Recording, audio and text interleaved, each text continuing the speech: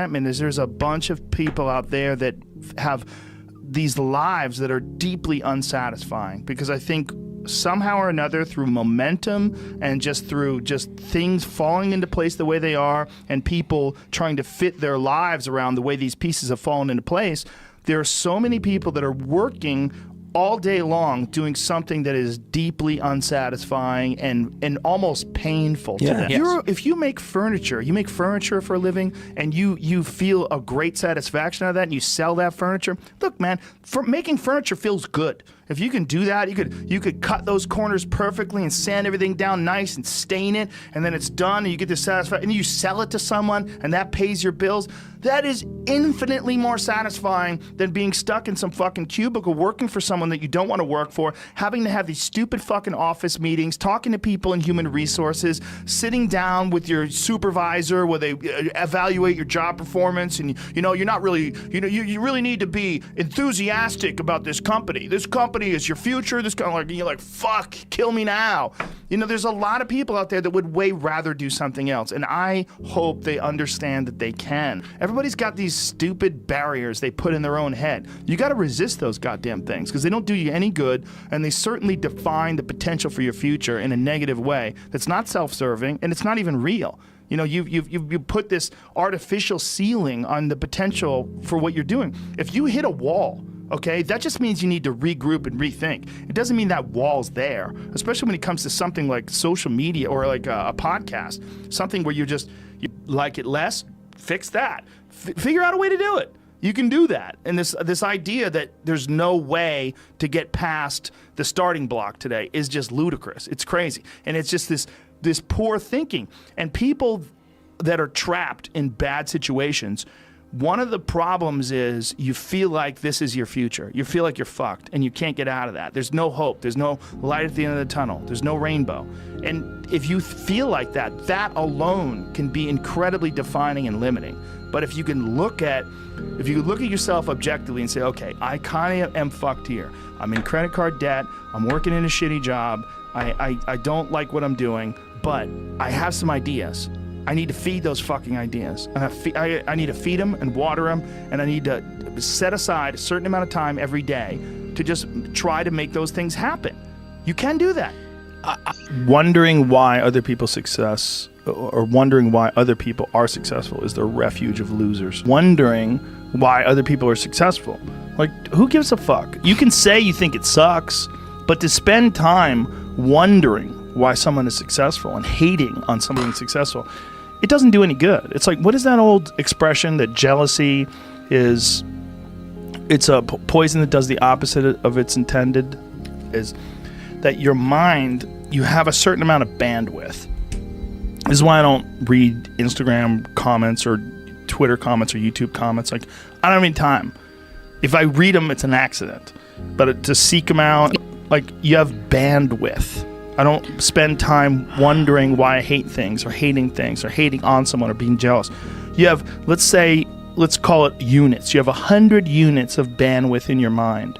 So that means there's 100 units that you can spend on things you care about, or you could let your mind be occupied by some stupid fucking Twitter feud that you're in with some idiot that you don't even know, and you could spend 30% of your Twitter bandwidth or your mind bandwidth on this, and then you only have 70% for the things you love.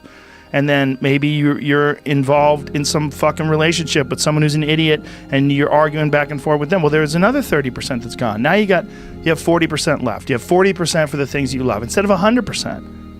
But if you only concentrate on the things you care about that mean something to you, and I think that there's a lot of people out there that think somehow or another you're going to get to some place where you're living in silk sheets and you're getting your toes done while someone's dropping grapes into your mouth. I don't want that. I've never wanted that. That guy's not going to be happy. He's going to be bored. An hour into the grapes, you're going to get those fucking grapes away from me. Stop painting my toes. What am I doing in this bed? I got to do something. I'm not stimulated. The human organism, the animal that we are, needs constant stimulation because it evolved trying to find food and escape enemies. and find shelter, escape nature, escape the elements, try to survive. And this is the great joy that you have in taking care of your children, that you can protect your children from the elements and the enemies and feed them. And it's also the great sadness that you see in losers. When I see a loser, I see some guy who's 43 years old, lives in his parents' basement, and he fucking hates the world. I'm like, that was a baby.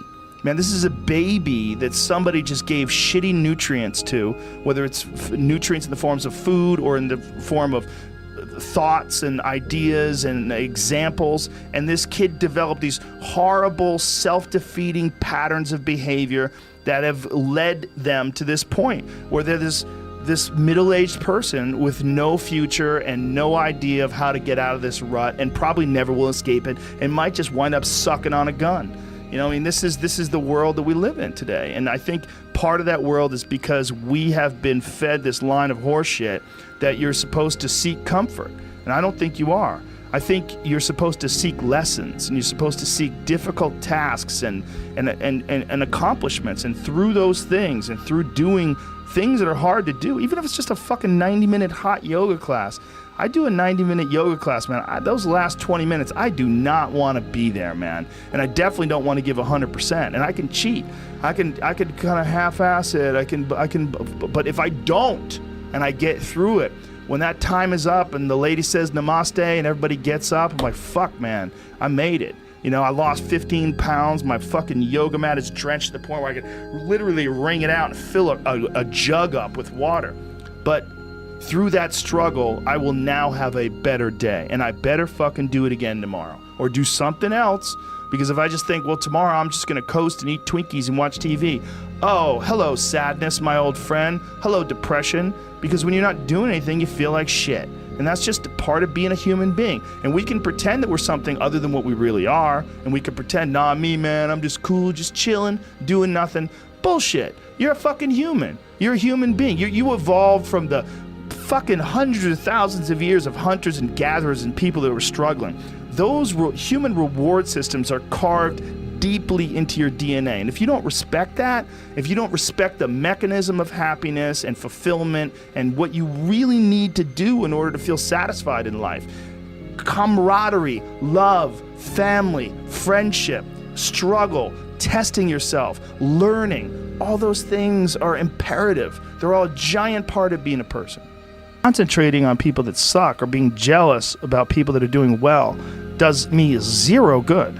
But instead, if someone does well, I can be inspired and I can get fired up by it. I mean, I figured this out in my early 20s.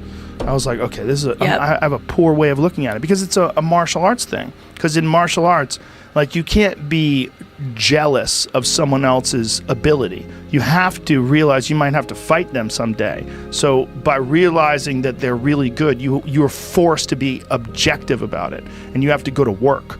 Like, you have to go, fuck, that guy's better than me. I got to get better. And you have to go to work. Right.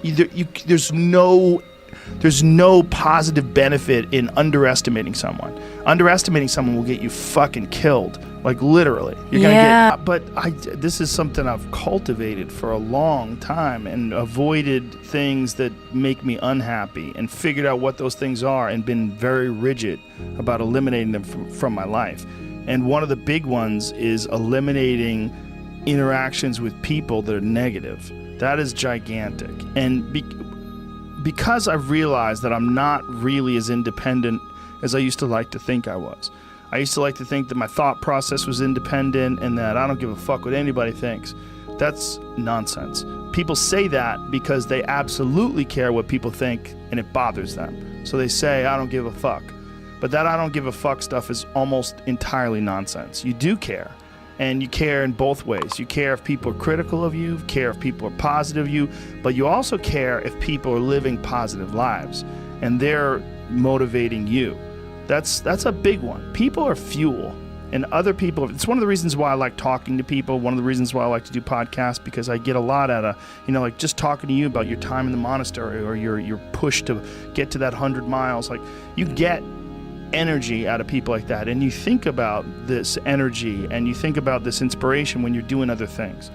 And it also sets in your mind that when you meet these exceptional people that move you, like, what are the characters what are the qualities that they have? What are the characteristics that they possess?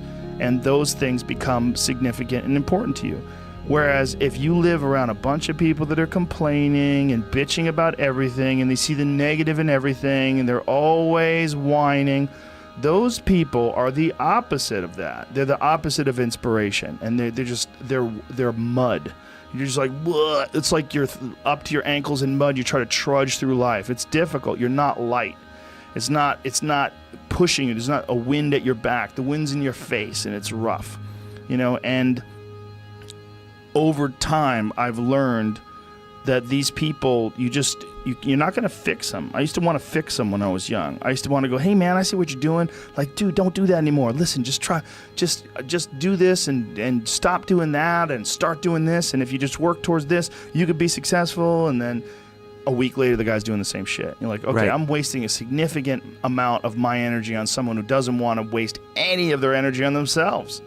And so managing the community and the tribe that you're in, making sure that you're a good member of that tribe, that you're doing your part, and there's a lot of cynicism in these days about inspiration and about motivation, because there's a lot of fake shit. You can go on Instagram and you see a million of these inspirational quote pages, and they're run by people that are probably depressed.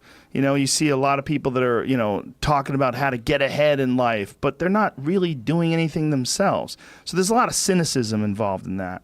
But there's also sincerity in it. And you can get, if you just look at it with a pure heart and a pure mind, you can get a lot of energy out of that.